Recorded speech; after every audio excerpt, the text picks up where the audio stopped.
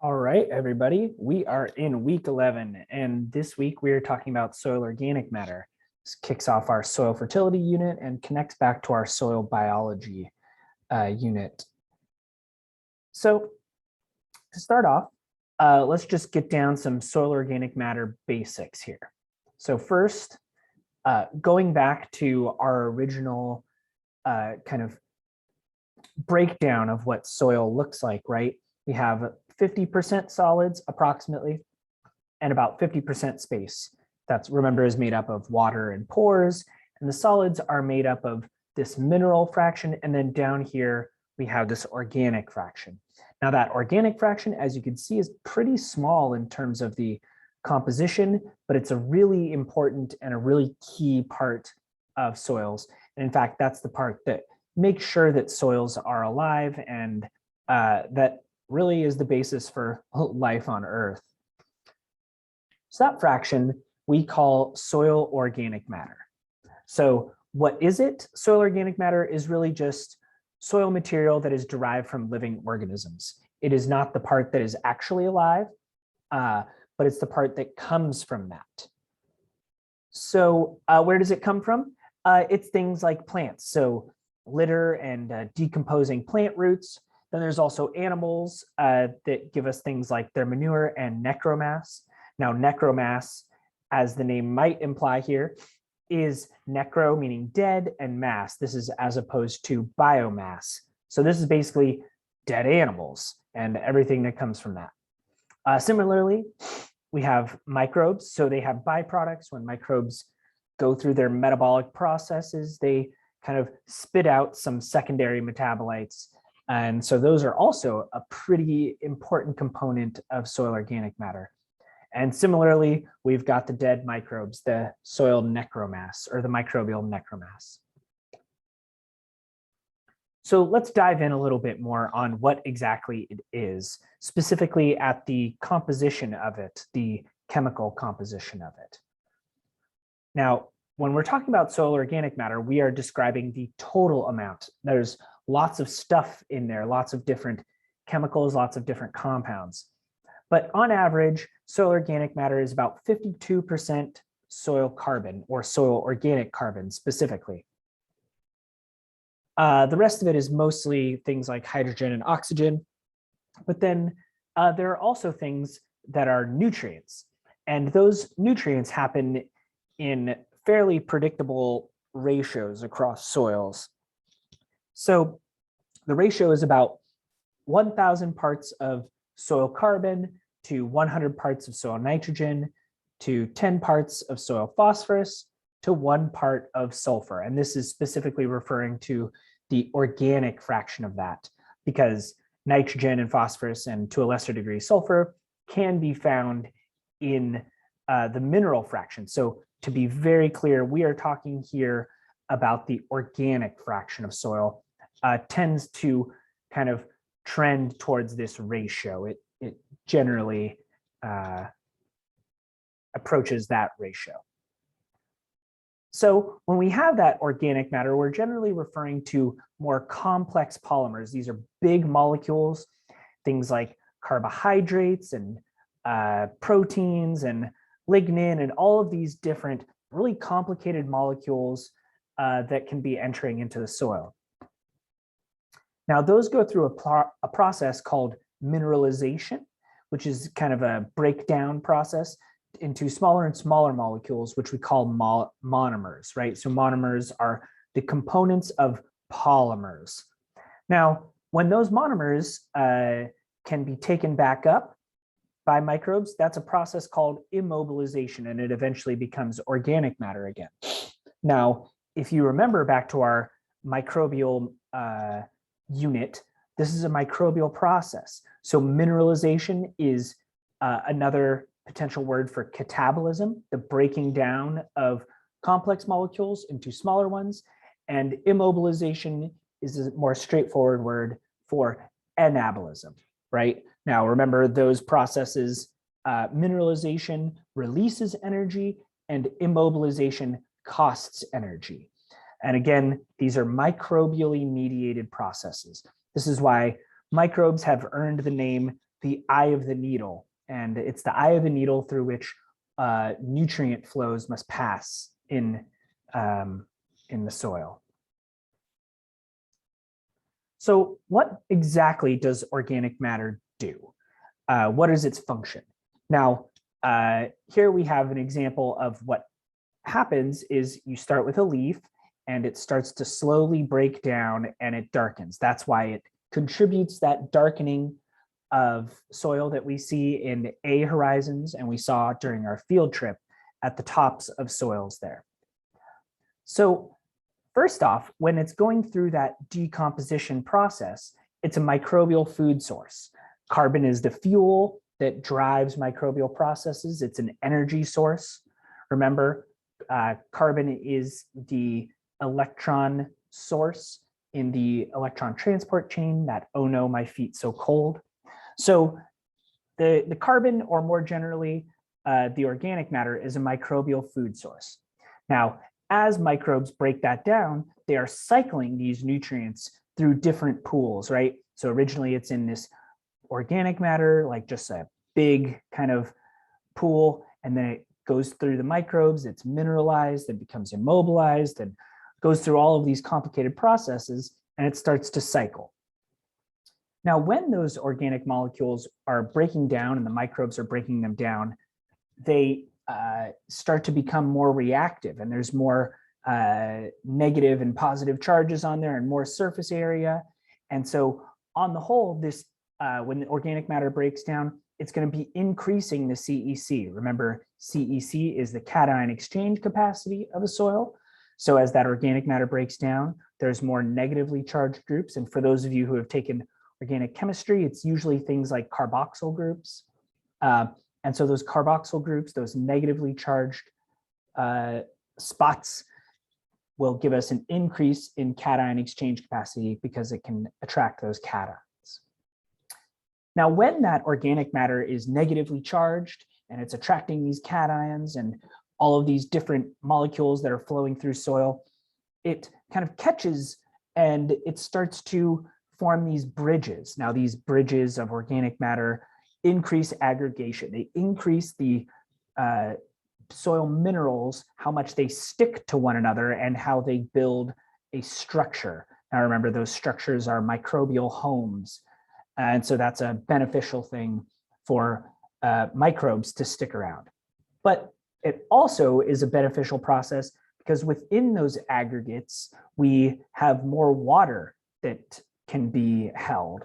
So both it increases the ability of water to go into the soil through infiltration and the ability of the soil to hold that water against gravity, which is its water holding capacity. Now, when we think about soil organic matter, I like to think of it as a continuum of decomposition. The analogy that I really like is that it's a river.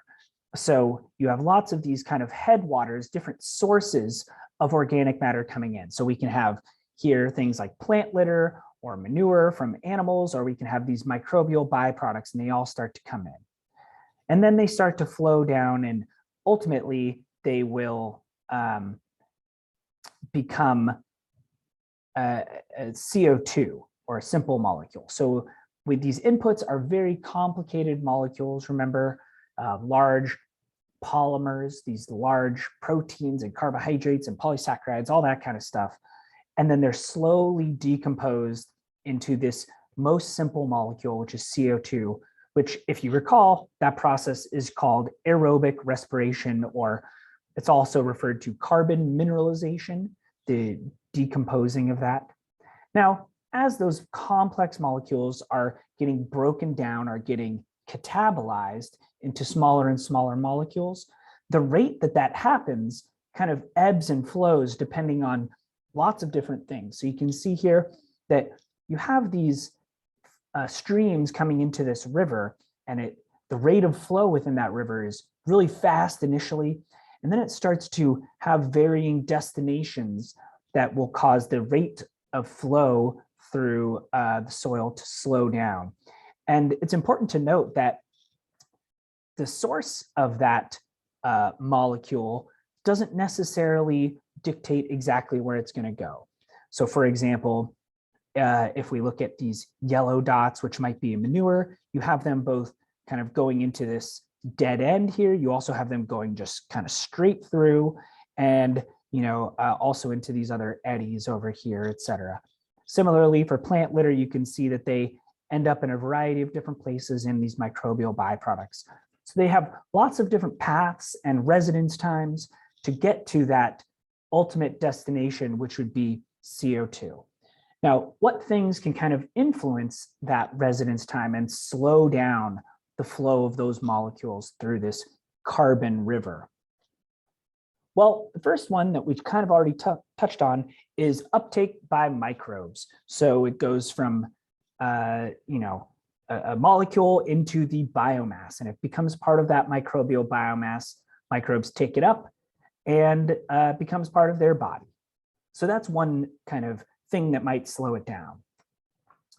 But once it is taken up by microbes and it comes out as some sort of secondary metabolite, right, a byproduct, those can start to get absorbed to minerals. Remember, soil minerals are very reactive.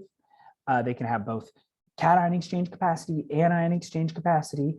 And so the molecules that come out can stick to those soil minerals. And once they're sorbed to it, once they're stuck to it, they're less accessible for microbial uptake, and they're not going anywhere. And so they kind of it slows their journey into the ultimate pond down here.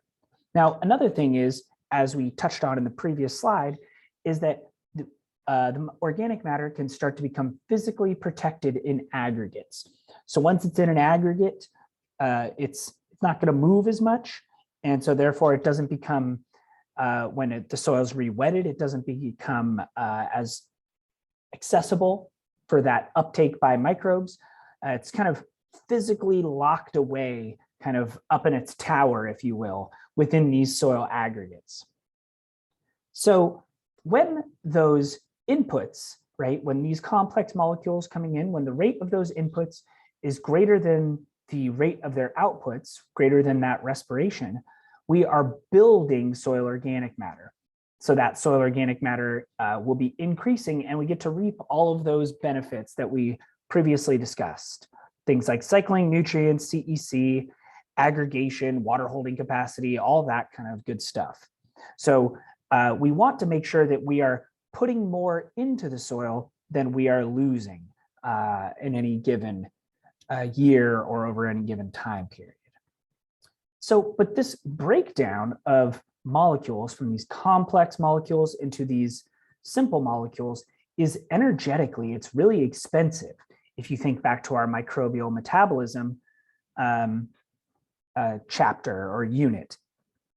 So this kind of begs the question, if this is so energetically expensive, why would the microbes spend so much energy on this? What is the benefit to them to be taking so much time and energy to break these molecules down? Well, let's look back to our ratio of our soil organic matter. Now, this is a simple example. So remember, our soil organic matter has a ratio of about 10 parts of carbon to about 1 part of nitrogen. Now, when we compare that to the soil microbial biomass, those generally have a ratio of 8 parts of carbon to 1 part of nitrogen. Now, if you compare those, you'll see that soil microbes have a greater nitrogen requirement than the soil organic matter has naturally. So what this means is that if soil microbes want to get enough nitrogen, or phosphorus or potassium or whatever other nutrient it might be, they need to fight this uphill battle, right? They need to figure out a way to get the nitrogen that is less present in the soil organic matter than the microbe, than they need.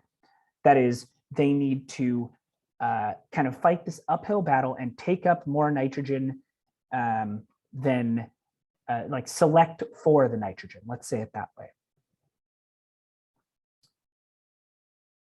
So the thing is, remember, back to our metabolism discussions, that you have to spend energy to get energy, right? The reactants, the energy is maybe greater than the products, but you still need to get over that hump there to get that net energy gain, right? So there is a microbial cost here to getting this. And remember that the thing that helps get them over that hump is enzymes. And there are lots of different types of enzymes that microbes secrete at any given time to help them balance out, do I need more nitrogen? Do I need more carbon or phosphorus or whatever nutrient that they are looking for? They'll secrete enzymes and have all sorts of strategies to take up those nutrients disproportionate to what is out there in the soil organic matter in the bulk. So this is a lot of complexity, right? So how can we start to think about this? All of these different moving parts to consider. Specifically, how can we simultaneously think about things like the physical protection of soil organic matter within aggregates, while also thinking about the mineral protection of it when that organic matter is sorbed to the soil minerals, while also thinking about how accessible it is within each of those phenomena for biological processes. How can we think about both the microbial, the physical, and the chemical components simultaneously? That's a lot to kind of consider all at once. Well, recently, we've started to think about this by differentiating between the particulate, and the mineral-associated organic matter. Now, this is a differentiation that we're going to explore a little bit more in lab this week, but to give you kind of the basics here. So we have particulate organic matter, which we lovingly designate and abbreviate as PAOM. So this particulate organic matter has faster decomposition. It's more available, more soluble. Now, it's lower quality organic matter because it has that higher C to N ratio. So that's why it decomposes faster. Microbes are burning through the carbon to try and get to that nitrogen to get to the ratio that they want. But the thing is that particulate organic matter is complex compounds. It's the kind of raw plant and animal matter that's coming into it. Therefore, these big complex molecules are really difficult for microbes to take up. And so it's energetically expensive for them. However, this particulate organic matter, because it's so available, that it's so soluble and easily moved throughout the soil, it's also more sensitive to climate change. So both increases in temperature and increases in precipitation will make it so that particulate organic matter is distributed throughout the soil more frequently or more readily, and therefore will be emitted, will ultimately become CO2 faster. On the other end of this kind of conceptual spectrum, we have the mineral-associated organic matter, which has the wonderful abbreviation of MAOM or MAOM, or I prefer MAOM to not confuse my mom, so I'll say MAOM. Anyways, MAOM has a slower decomposition rate. It's associated with those minerals, and so therefore it's less accessible for microbes. Now, it's less accessible, but it is higher quality. It has a lower C to N ratio relative to this PAOM over here. So that's because it has the ratio is lower, and therefore more nitrogen per unit of carbon. These molecules, though, are simpler, right? So if they were available and accessible to the microbes, it's actually easier for them to take up. But because it's attached to that mineral fraction, it's actually on net less sensitive to climate change. So this is the slower turnover fraction of organic matter, and this is the faster fraction. So let's look at those under a microscope. So this here is an image of the PAOM here and the MAOM here from a forest. Now notice that the PAOM here is generally more coarse. You can see relative to the mineral associated, right, which is more fine. And then that holds also, if you zoom in a little bit more, you can start to see that these are actually needles from the forest, right? You can see that they're breaking down, but they're still relatively intact, and they're kind of in the mix here. You can see grass blades, all these types of things, this plant matter, whereas that MAOM is less easily recognizable to us. Now, similarly, if we were to look at this is in a grassland soil, or in a soil that has grasses on it, you can see that this is still coarser. The POM is generally coarser relative to this mineral-associated organic matter. And you can see these, again, the plant stalks that are still relatively intact when you look at it under an electron microscope. Whereas here, this mineral-associated organic matter starts to look more just like minerals, and you can see there's kind of patches of organic matter that are stuck to those soil minerals here. So in lab this week, we're going to do a separation of these two, just to start to understand what that process looks like and how much are in our sandborne soils. But for now, we will just have a quick review. So organic matter is a really complicated thing. It's really difficult for soil scientists to look at and describe because there are lots of different sources, there are many different forms of it, and it has many different functions in soil. Now, when the current kind of thinking on organic matter is that there's this river of decomposition, right? You have many streams coming into that river. It goes down and it has variable rates throughout the river. It has ebbs and flows, but there are specific things that start to slow it down.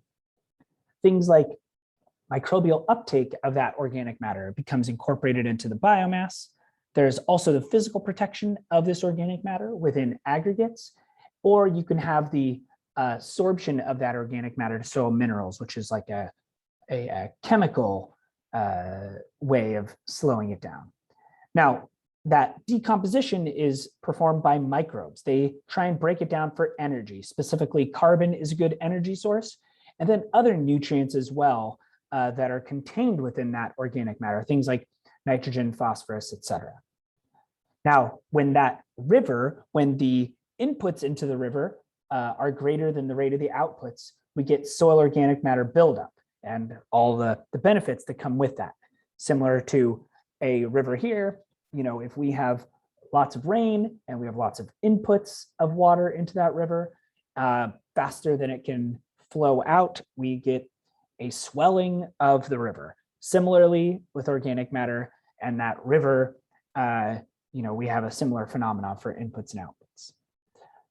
One good way to think about organic matter is to separate from this particulate versus mineral-associated organic matter, which are POM and MAOM.